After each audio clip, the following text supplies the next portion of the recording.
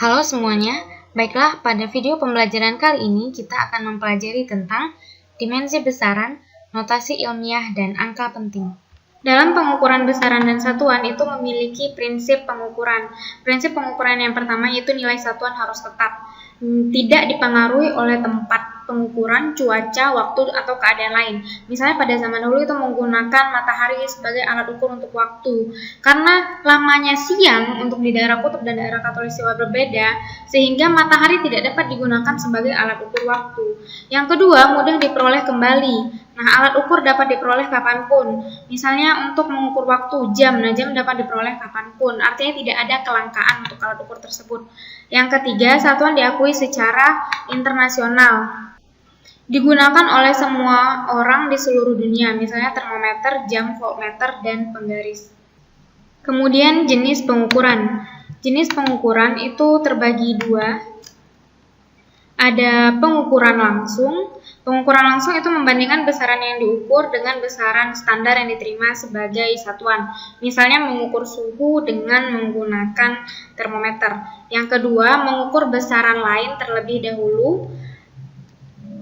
Nah, misalnya mengukur massa jenis batu. Nah, mengukur massa jenis batu itu bisa digunakan dengan prinsip Archimedes, yaitu batu dimasukkan ke dalam wadah yang berisi air, kemudian diukur kenaikan dari air. Kenaikan dari air itu setara dengan volume batu, dan massa batu dapat ditimbang sebelumnya. Jadi dapat ditemukan massa jenis batu, yaitu massa bagi volume. Setelah kita mengetahui tentang pengukuran, dalam fisika juga terdapat besaran dan satuan. Nah, besaran itu segala sesuatu yang dapat diukur dan dinyatakan dengan angka. Kemudian satuan itu skala pembanding dalam pengukuran, misalnya satuan panjang milimeter, sentimeter, desimeter, meter, dan kilometer.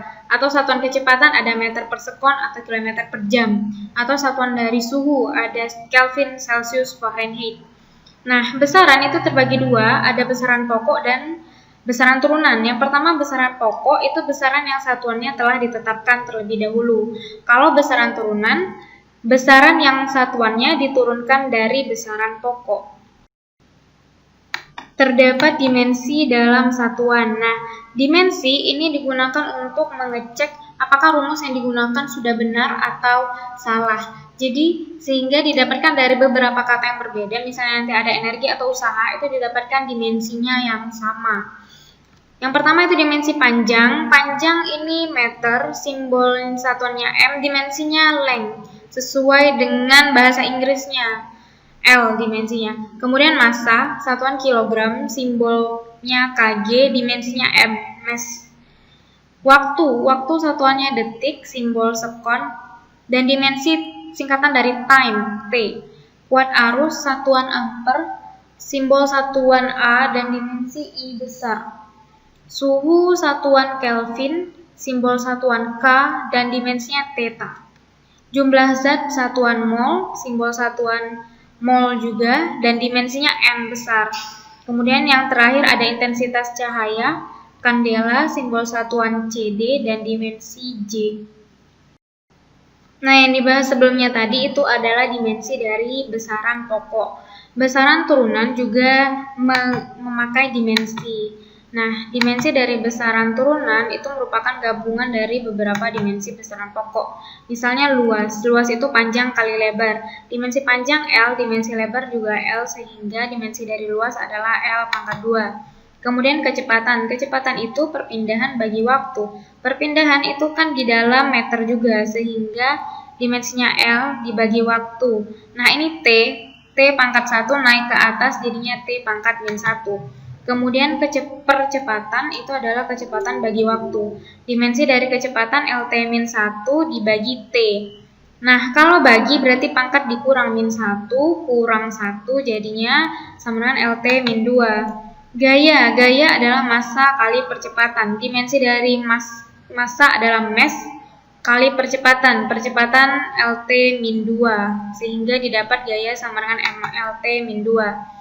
Kemudian tekanan. Tekanan itu rumusnya gaya per luas penampang. Gaya sudah didapatkan rumusnya MLT min 2, luas penampang L pangkat 2, sehingga dimensinya M Ini L pangkat 1 bagi, berarti dikurang. Pangkat 1 kurang 2. Jadinya L pangkat min 1 T pangkat min 2. Energi kinetik. Energi kinetik itu rumusnya setengah kali massa kali kecepatan pangkat 2. Kalau di dimensi, angka ini adalah konstanta. Konstanta atau angka itu tidak memiliki dimensi, sehingga tidak dituliskan. Nah, hanya dituliskan langsung dimensi massa, M, dan dimensi kecepatan LT-1, kemudian dikuadratkan sehingga didapat ML pangkat 2 T pangkat min 2. Nah, dimensi dari daya. Daya itu adalah energi per waktu. Energi itu ML pangkat 2 T min 2 bagi waktu dimensinya T sehingga didapat ML pangkat 2 T min 2. Ini bagi berarti pangkat dikurang min 2 kurang 1 ML pangkat 2 T min 3. Kemudian muatan listrik. Muatan listrik itu kuat arus kali waktu. Kalau di SMP muatan listrik ini simbolnya Q. Nah, kuat arus itu dimensinya I dan waktu dimensinya T. Beda potensial itu V bisa didapat dari daya dibagi kuat arus. Nah, daya dimensinya ML pangkat 2 T min 3 dibagi kuat arus I. I pindah posisi ke atas, yang di bawah pangkat 1 berarti pindah posisi ke atas jadi pangkat min 1. Kemudian ada hambatan. Hambatan listrik itu beda potensial bagi kuat arus. Beda potensial ada ML pangkat 2 T min 3 I min 1 dibagi kuat arus I. Nah, di sini yang berubah hanya I ya. Ini min 1 karena bagi berarti pangkatnya dikurang 1.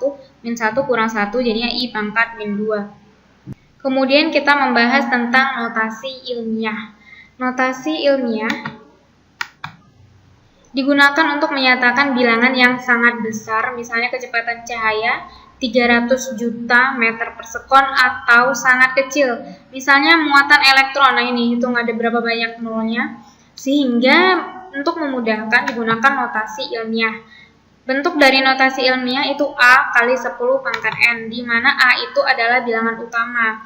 Jadi kalau di sini di kecepatan cahaya A itu 3, kalau di muatan elektron ini yang angka 1602. Tapi nilai A itu dari min 10 sampai 1 atau dari 1 sampai 10, sehingga tidak diizinkan ada 11 koma atau 0 koma. Jadi mulainya dari 1 koma hingga 9,9, min 9,9 atau 9,9.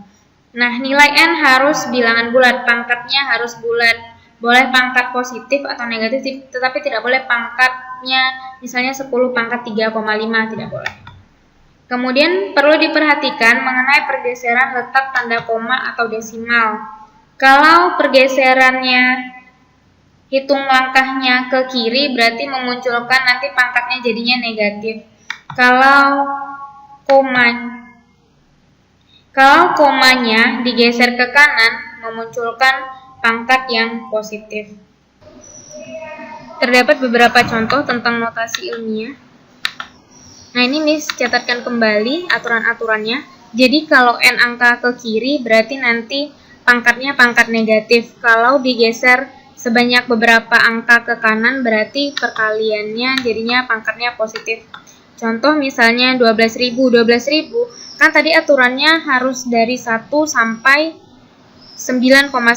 Berarti ini jadinya 1,2. Berarti diletakkan koma di sini sehingga digesernya 1, 2, 3, 4. Digeser 4 angka ke kanan sehingga pangkatnya jadinya pangkat 4.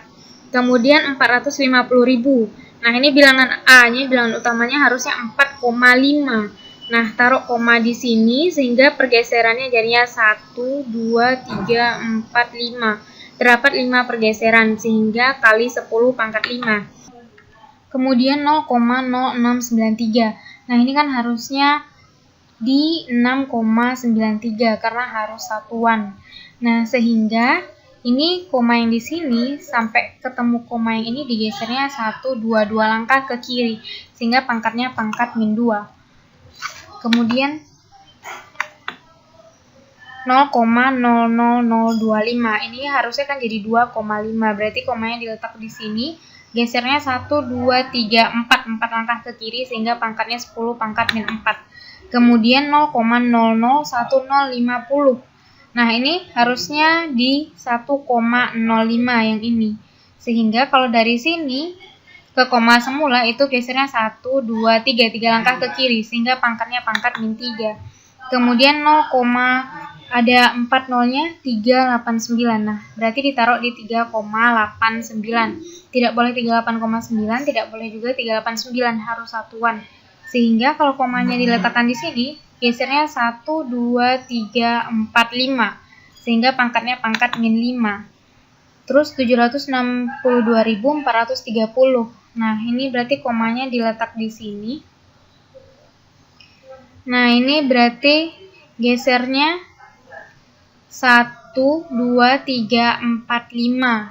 Nah, digeser 5, 1, 2, 3, 4, 5. Sehingga pangkatnya jadi pangkat 5. Intinya, kalau misalnya dia ini bentuk desimal, berarti kemungkinan pangkatnya pangkat negatif. Tapi kalau ratusan ribu, pangkatnya pangkat positif. Di dalam fisika juga terdapat aturan angka penting. Nah, misalnya ini, ada semua angka bukan 0 adalah angka penting. Jadi ini 5,274, berarti 4 angka penting. Angka penting selanjutnya disingkat dengan AP ya. 3,8 ini 2 angka penting. Angka 0 yang terletak di antara angka bukan 0 adalah angka penting. Nah, ini 0, 4 itu bukan 0, 7 juga bukan 0, berarti ini ada 4 angka penting. Ini ada 0, 9 bukan 0, 2 juga, berarti ini ada 3 angka penting. Angka 0 di depan angka bukan 0, bukan angka penting. Nah, ini 0,008, berarti yang 3 angka 0 di depan ini itu bukan angka penting. Berarti cuma punya 1 AP, yang ini 0 di depannya juga bukan angka penting di depan. Berarti hanya punya 2 AP. Kemudian angka 0 yang berada di sebelah kanan angka desimal adalah angka penting. Nah, ini ada desimal, 0 yang di depan ini bukan AP, tapi 0 yang ini, kan ini koma. Nah, ini kanannya. Berarti ada 1, 2, 3 AP. Nah, 0 yang di depan ini bukan AP. Nah, kemudian ada 0 lagi di sini. Ini di sebelah kanan desimal, berarti 0 ini adalah angka penting. Berarti ada 2 angka penting. Terus ketika angka 0 terakhir tidak berada di sebelah kanan bilangan desimal, angka 0 tidak selalu penting. Ini 890 ini bisa 2 angka penting, bisa 3 angka penting. Biasanya itu ada kodenya di garis bawah. Misalnya kalau ada garis bawah sampai ke 0 itu berarti angka pentingnya 3. Kalau garis bawah sampai ke 9 berarti angka pentingnya 2. Terus 307, 00. Ini 3 ini itu pasti angka penting. Tapi yang katanya kan tidak selalu. Berarti yang sampai ke sini bisa jadi angka penting 3070 atau semuanya adalah angka penting. Jika terdapat tanda garis bawah pada angka, berarti angka penting dihitung sampai tanda garis bawah tersebut. Nah, ini yang maksud Miss tadi. 10095. Nah, berarti dihitung sampai garis bawah ini. Itu ada 4 angka penting. 39517 dihitung sampai bawah ini. Berarti 1, 2, 3. Ada 3 angka penting. Nah, ini terdapat beberapa aturan tentang pembulatan angka penting. Nah, patokannya itu angka 5. Kalau angka kurang dari 5, berarti angka sebelum 5 tetap. Misalnya 1,784. 4 yang mau dibulatkan kan 4 kurang dari 5. Berarti angka 8 ini tetap. Jadinya 1,78. Terus 3,621. Nah, 1 yang mau dibulatkan. 1 ini kan kurang dari 5. Berarti pembulatannya jadinya 3,622. 2 tetap. Tidak naik. Kemudian angka lebih besar dari 5. Kalau angka lebih besar dari 5, angka sebelum 5 bertambah 1. Ini misalnya 6 yang mau dibulatkan. Jadinya 15,876. Dibulatkan 6, berarti 7-nya naik 1. Jadinya 15,88. Terus 602,078. 8 itu kan lebih besar dari 5. Mau dibulatkan berarti 7 juga naik. Jadinya 602,08. Nah, bagaimana kalau angkanya sama dengan 5? Itu terdapat 2 ketentuan. Kalau sebelum angka 5 adalah ganjil, berarti angka sebelumnya bertambah 1. Misalnya 7,415. Ini 1 adalah angka ganjil, berarti ini jadi naik. Jadinya 7,42. 130,675. Nah, 7 kan angka ganjil, berarti angka 7 ini naik 1, jadinya 130,68. Kalau angka sebelumnya adalah genap, maka angka sebelumnya tetap. Ini 28,725.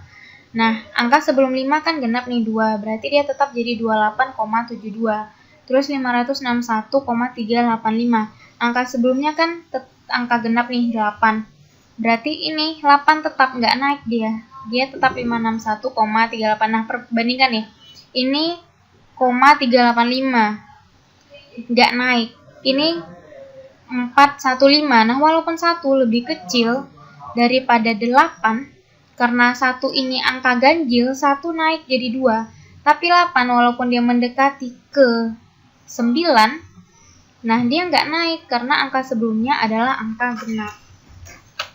Selanjutnya tentang angka penting itu ada operasi matematika. Operasi matematika ini dapat berupa penjumlahan dan pengurangan.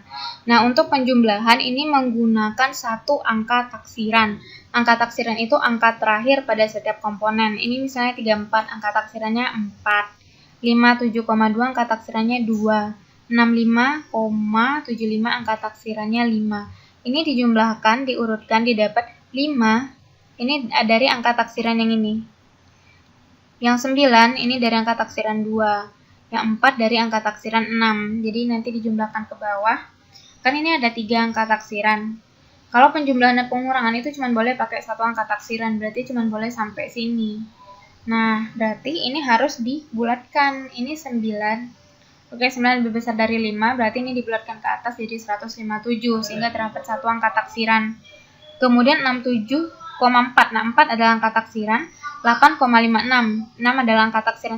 Ini angka taksirannya terletak di satuan, yang ini angka taksirannya terdapat di puluhan untuk desimalnya. Sehingga hasilnya ada 2 angka taksiran satuan dan angka taksiran puluhan.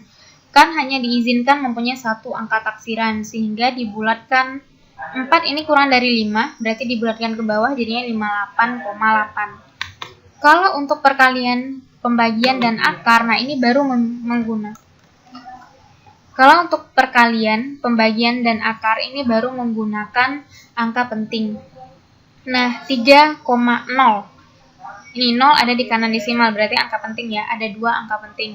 Kali 15,30. Ini 0-nya juga di kanan desimal, berarti 4 angka penting.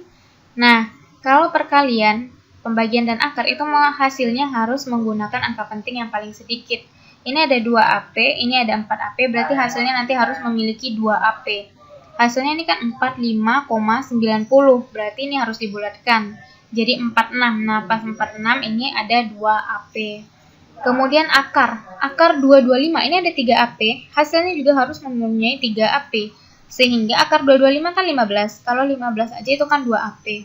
Dibuat 15,0. Nah, 0 di kanan desimal itu termasuk angka penting, sehingga jadinya 3 AP. Nah, terus perkalian bilangan eksak. Bilangan eksak itu bilangan yang tidak berkoma, bilangan bulat dikali dengan 5,32, 3 AP.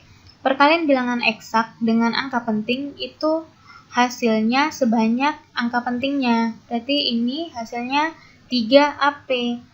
Hasil perkaliannya 319,2, 4 AP. Maka harus dibulatkan jadi 3 AP. Nah, 2 ini dibulatkan. 2 kan kurang dari 5, berarti dibulatkan ke bawah jadi 319, 3 AP. Oke, demikian tentang aturan angka penting. Terima kasih. Semoga dapat dipahami.